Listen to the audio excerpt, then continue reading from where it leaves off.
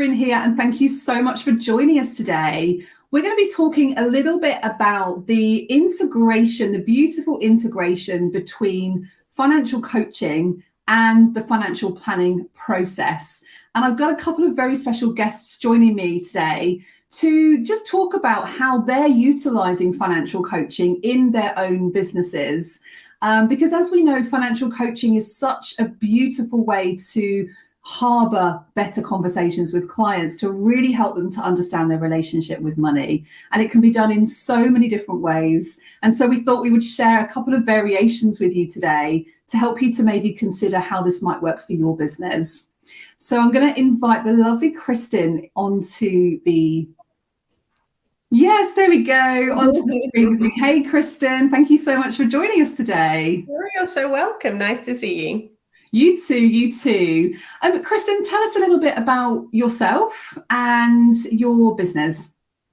Yeah, thank you. So I own Red Star Wealth. We are a really small boutique financial planning practice based on the Fylde Coast in the northwest of England. So I started the business in 2011, have a couple of advisors that work alongside. And what we started as a general IFA practice has kind of developed now into us specialising in investment and pension management, kind of pre and post retirement. And we look at a lot of things like inheritance tax planning and so on. So most of our clients that we have kind of already settled into their careers. They've maybe already got the wealth that they've built up or inherited, and it's just about sort of managing that as an ongoing process. But I'm also a financial educator, so I have a business that provides financial education and knowledge primarily for young people.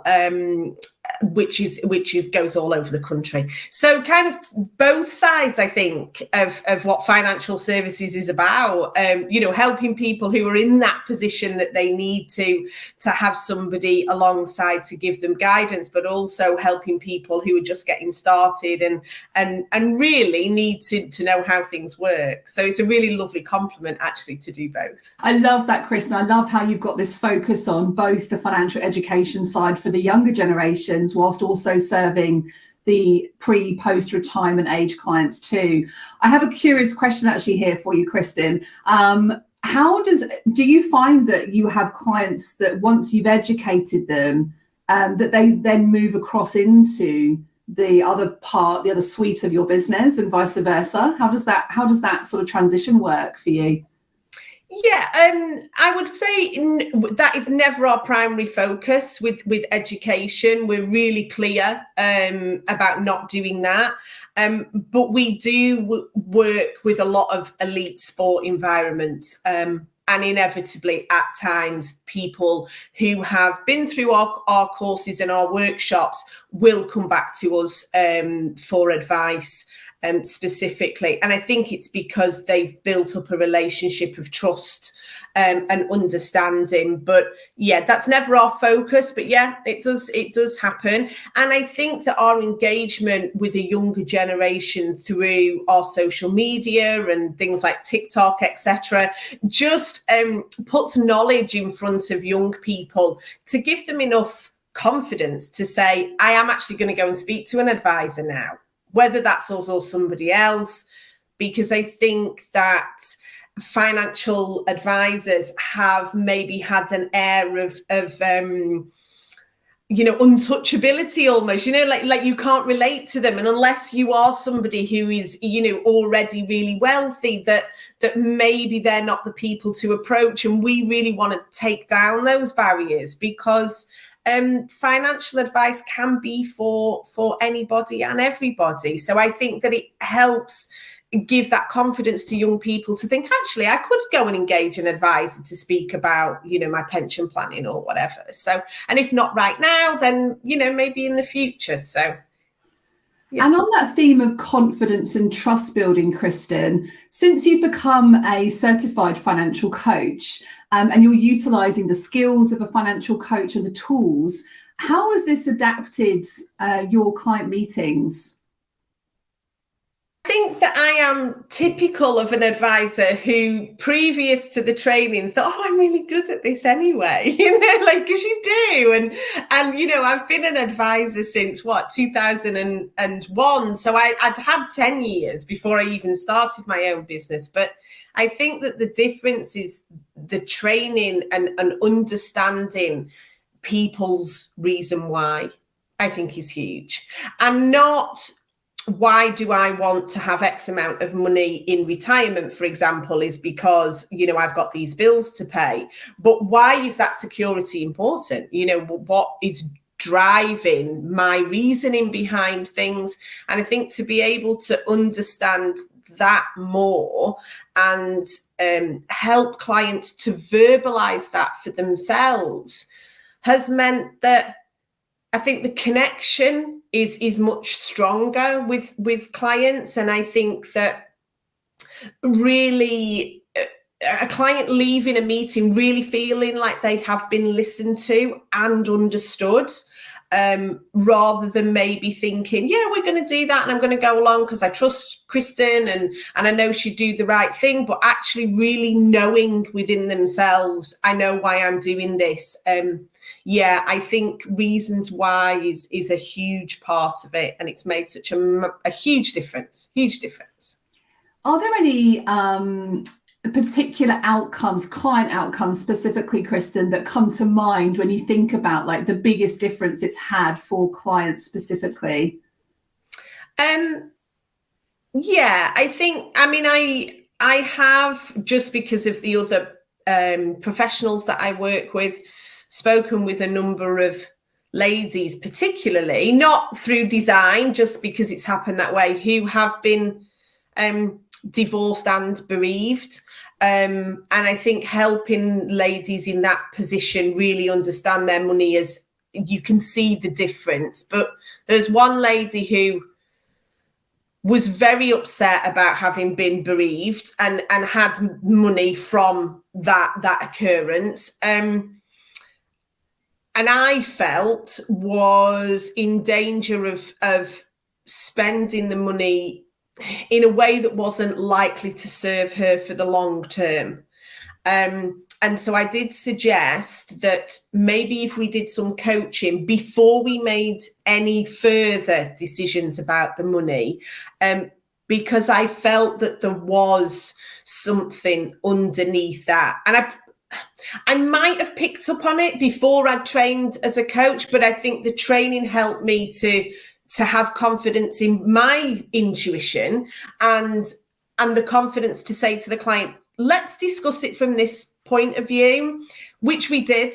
And we changed some of the longer term plans for the money that she had, which I think as a financial planner was better, because I think now she has much more longer term views for this money, rather than essentially, let's spend it all today, because she didn't want it. Interesting. And what did you change in the plan specifically based on her relationship with money? Well, because I think her coming to me initially was, I want to leave this money pretty much on deposit because, there's this whole list of things I'm going to do and spend and give away. And now it's kind of, no, I have, trusts in place for children, and I have, money invested for the future and to give me an income and a much better understanding that this money is for a lifetime. It isn't something to feel guilty about. It isn't something to just want to get rid of, and that actually it's given that sense of security that potentially her husband would have given. So. Yeah, I think there's a lot of men and women that when they go through the loss of a loved one, it can bring up a lot of emotions around money, and that can ultimately affect how they make decisions. So what a beautiful way of helping that lady to see what is possible for her, of both planning for the future and living for her. And I found it, I found it even with much older clients. And even in this situation, I have another client who he's always dealt with the money. You know, they're in their 80s, so it's kind of that generation. But he has asked me much more frequently about his portfolio since his wife died nearly 12 months ago, much more frequently. And I actually sat with him only this week to talk about what is it that is happening here that you are so concerned, where he never had been before. And it's about that idea that he just feels so unsettled because she's not there. And when you've been married to somebody since you were teenagers in your 80s, you know, that's a huge gap, isn't it? So, and I think that's what it was about. It wasn't that he was particularly concerned of it going up or down. It was something else. And I think to be able to have that more human conversation means that my service for my clients is better.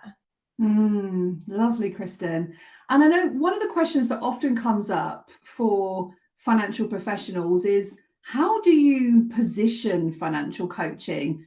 Do you position it on a website? Do you tell them before they're coming in to see you? Does it form part of your sort of annual review process?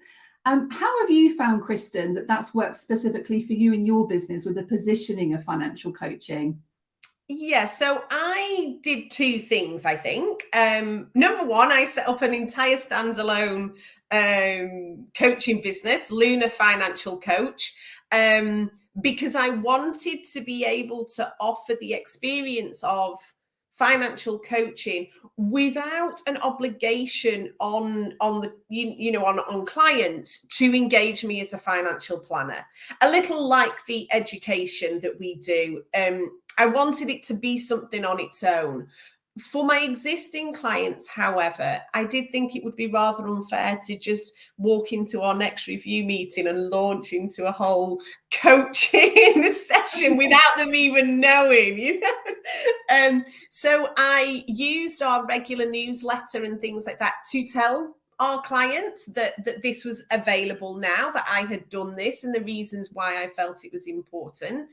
And then, just like I have described, where I have felt there is a very specific, I don't want to use the word need, but where I could feel it would help, I have suggested, why don't we on our next session look at this?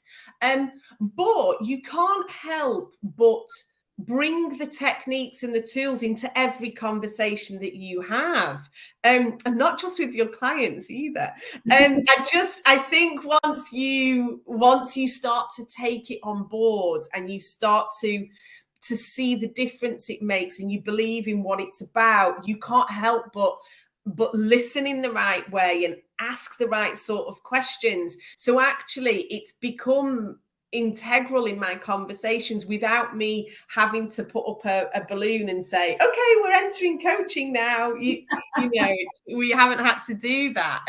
I think it's and I don't think, I mean, God bless all of my clients, but I don't think it's been something that people would automatically go, oh, that's it, she's moved into coach mode.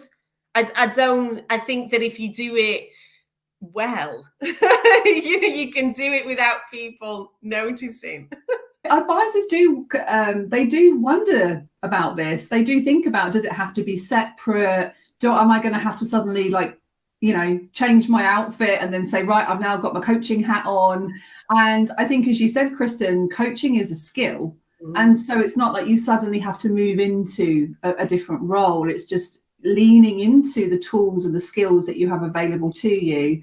I'm curious, Kristen, you said there about not just with clients, like using these skills with clients. So tell us a little bit about the wider impact that financial coaching has had on you personally, Kristen. Oh, goodness me.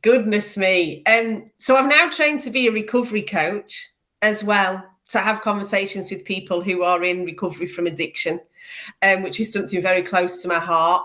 I've implemented some of the techniques and thought processes into our education business.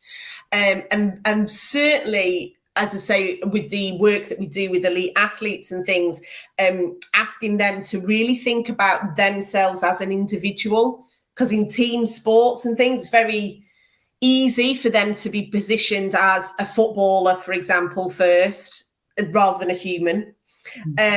So all of that has really helped.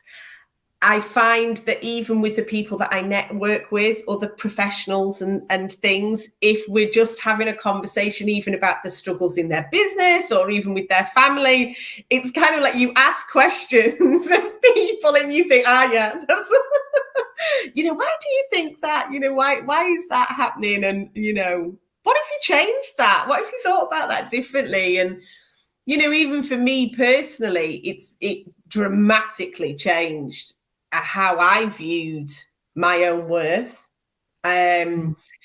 dramatically changed my own view of money and why I thought it. I think that it was definitely not just a catalyst, but a whole way of me really discovering a lot about myself. And so, conversations with friends and all sorts, it just changes how you listen to people. And when people are saying things to you, you think, there's a reason you do that.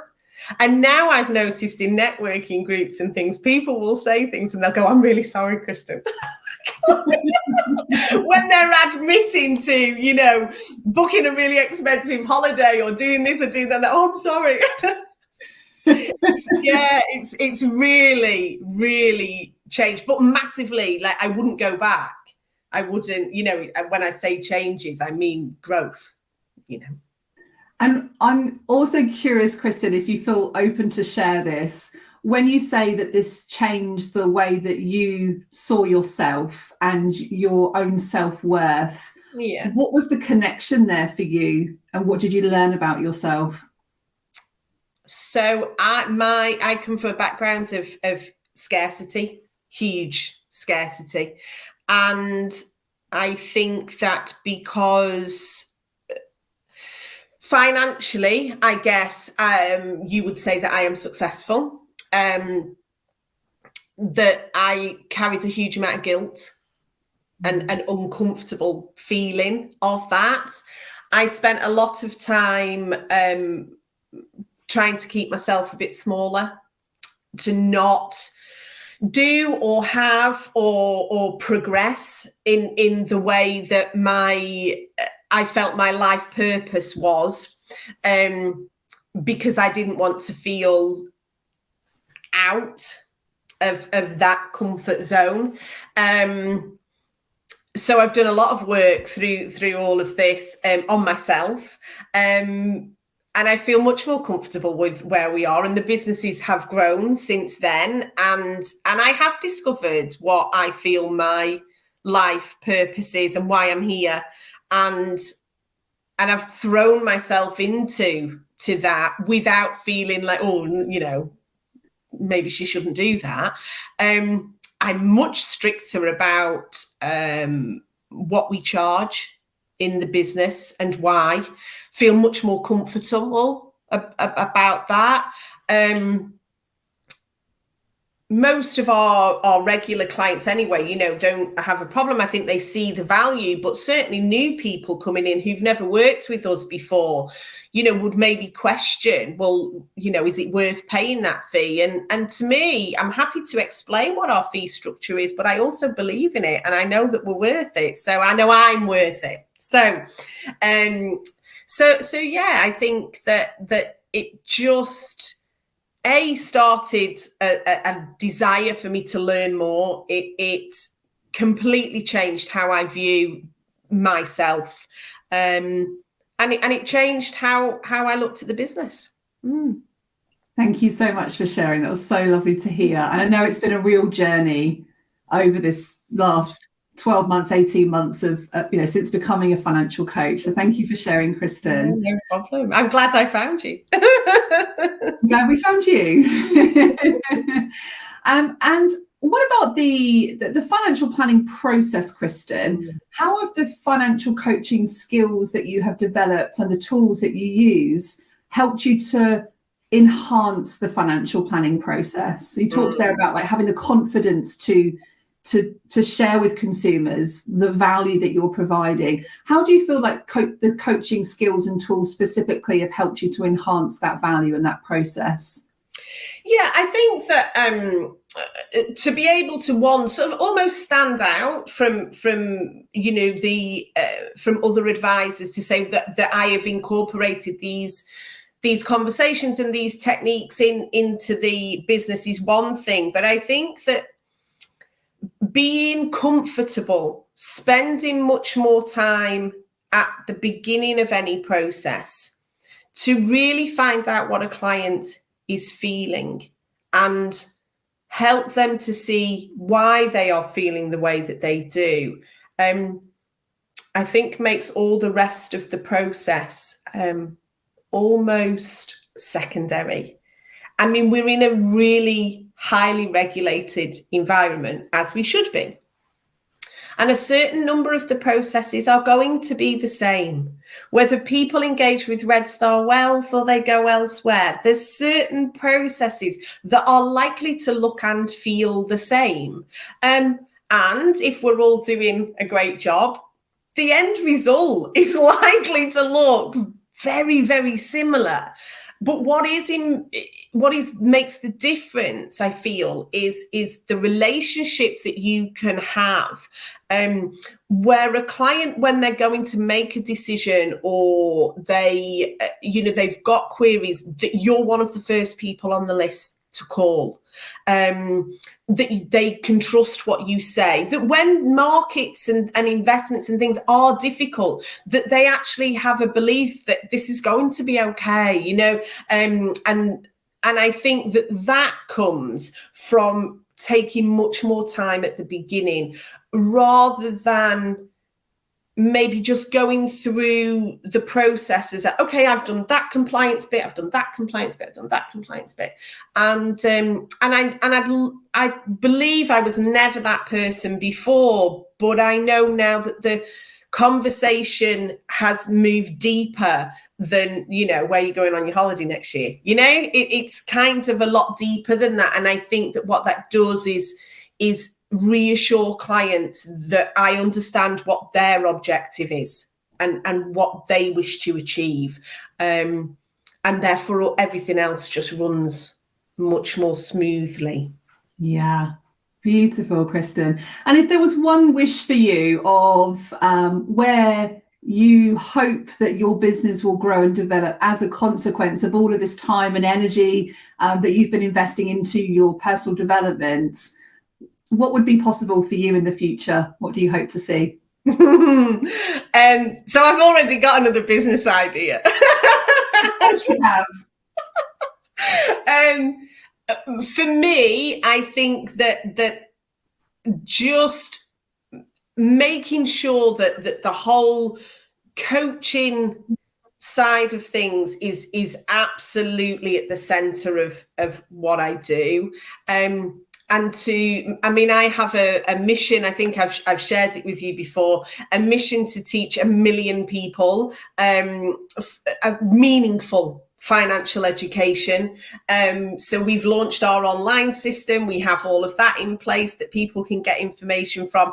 And for me, I feel now the purpose is to bring to people how life-changing it is to understand why we think the way we think about money, why we do the things we do, and why we make those decisions. And if that is through education, through straight out coaching, or through a financial planning process, I think really empowering people to know why they do it and not just following inherited behaviors. That's become my life purpose now. Oh, I'm so excited, and I need to hear about the next business, please. Yeah. Fabulous, Kristen. Thank you so much for your time. I've really enjoyed just listening to the impact that coaching has had on your ability to be able to go deeper with clients And also from listening to you, just really enhancing your own life's purpose. And that for me just means more than anything else. You know, if we can come from a place of being centered in our own purpose, we can go on to create tidal waves of change in our communities. And, you know, I know you're doing a lot of work in the financial education space as well. So congratulations and thank you for sharing. Oh, you're so welcome. Thank you so much.